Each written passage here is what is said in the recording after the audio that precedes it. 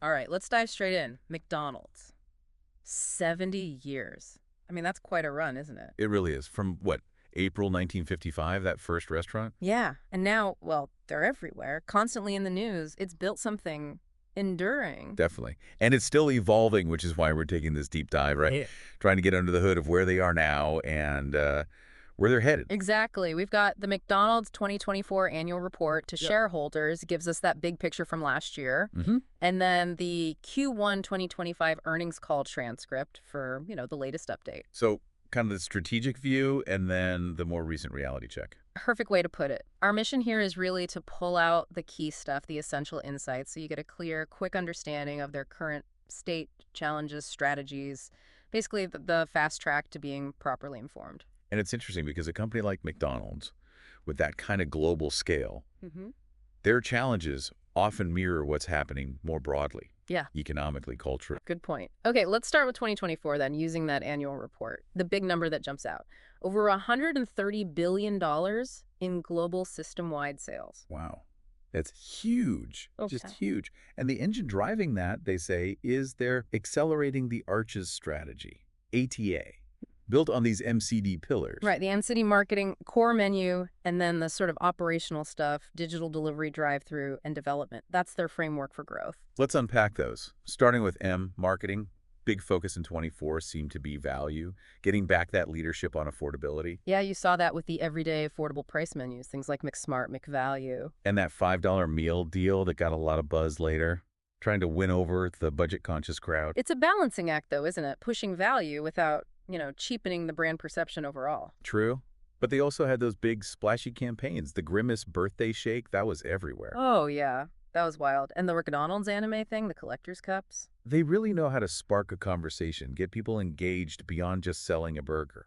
It felt like they were tapping into culture, nostalgia, internet trends, making it fun, less direct sell, more shared experience, creating brand affinity.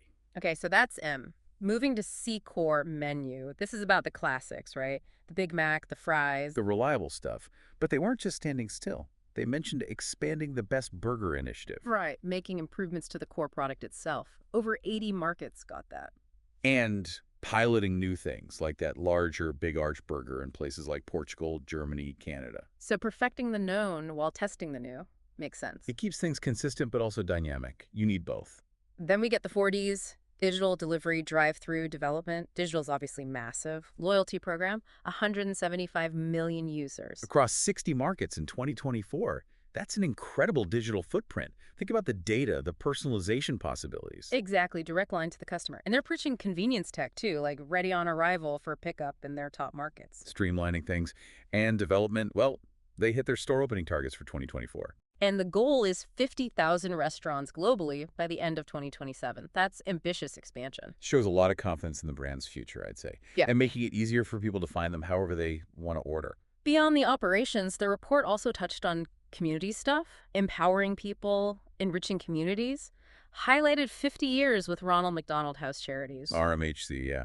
Millions of families supported just in 2024. That social impact piece is definitely part of their narrative. Seems increasingly important for big global brands. Absolutely. Builds trust, positive perception. They also talked about modernizing for the future.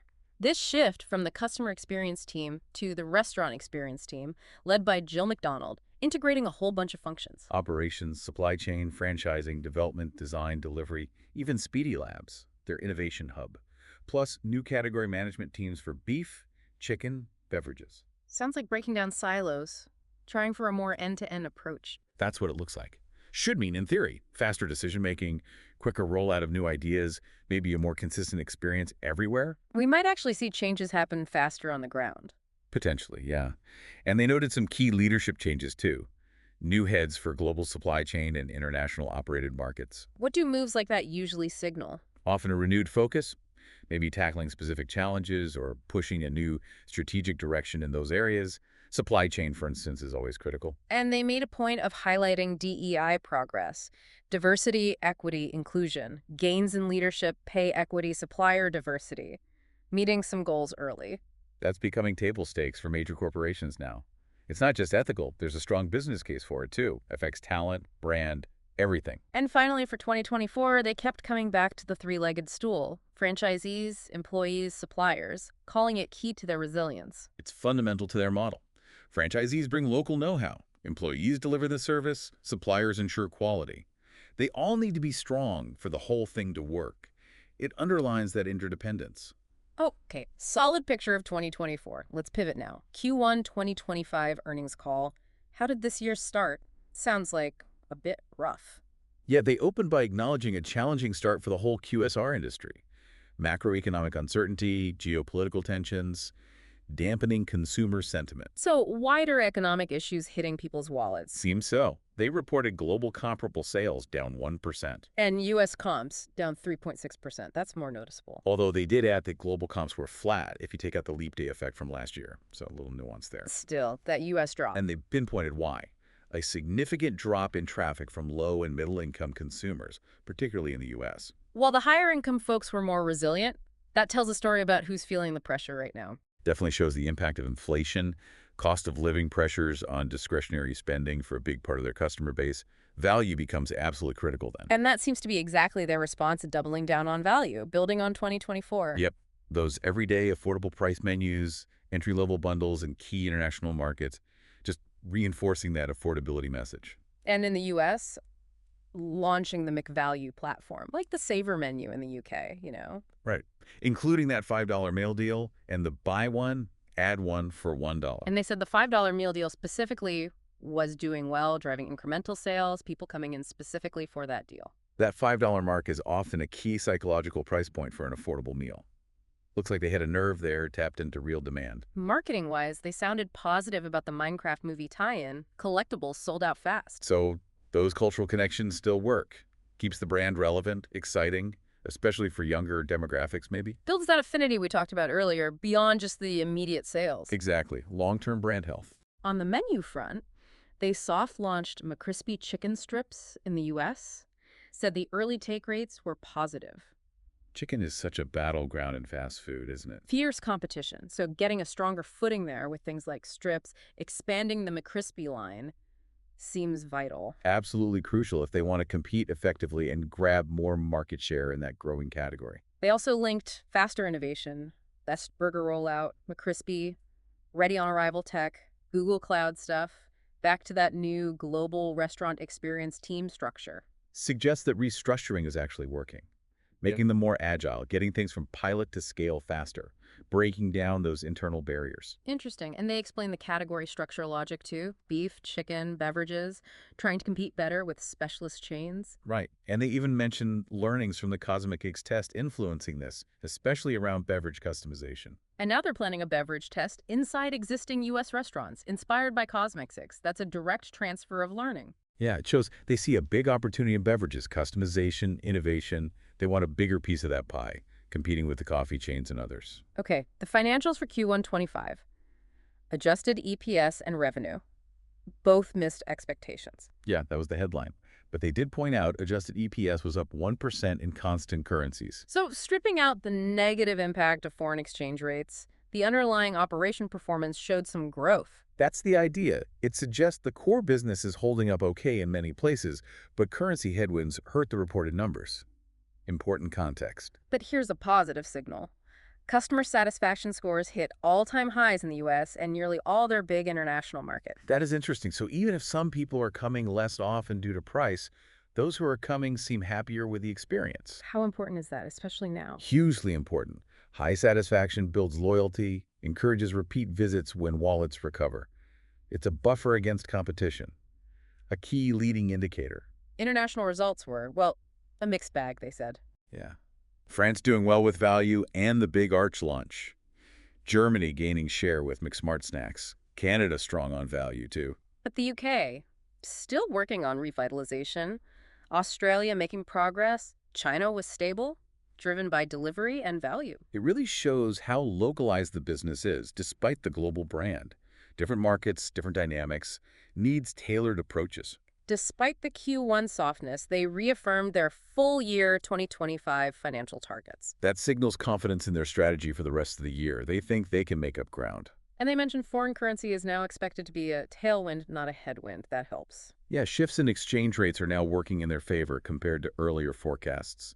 That'll boost reported earnings if it holds. They brought up the three-legged stool again, too, referencing a meeting in India, still emphasizing franchisees, local connections. It's core to their identity and how they manage risk globally, reinforcing that partnership model, that local business aspect under the global umbrella. Ultimately, they seem convinced the ATA's strategy, marketing, core, the 4Ds, is the right way to drive guest counts and market share this year. Even with the headwinds. And they wrapped up by noting the 70th anniversary again, that history of adaptation. Right.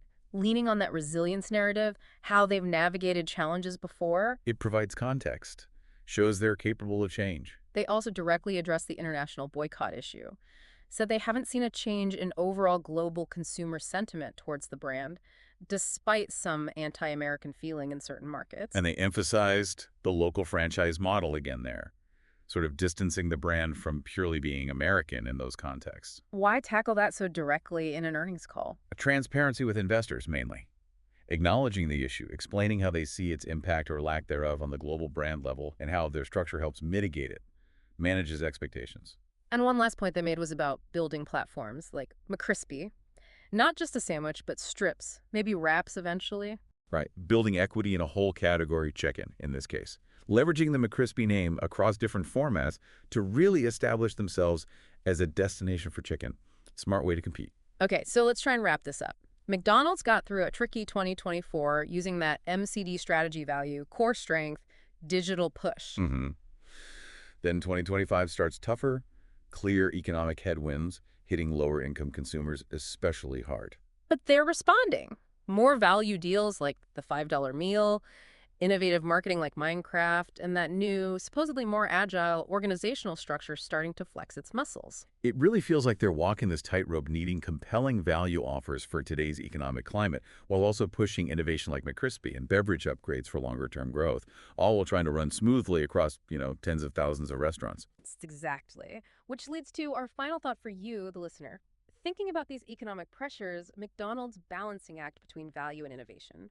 What does this tell us about where the whole fast food industry might be heading? And what's the next big challenge or maybe the next big breakthrough for a giant like McDonald's as they keep navigating this constantly changing world? Definitely something to chew on.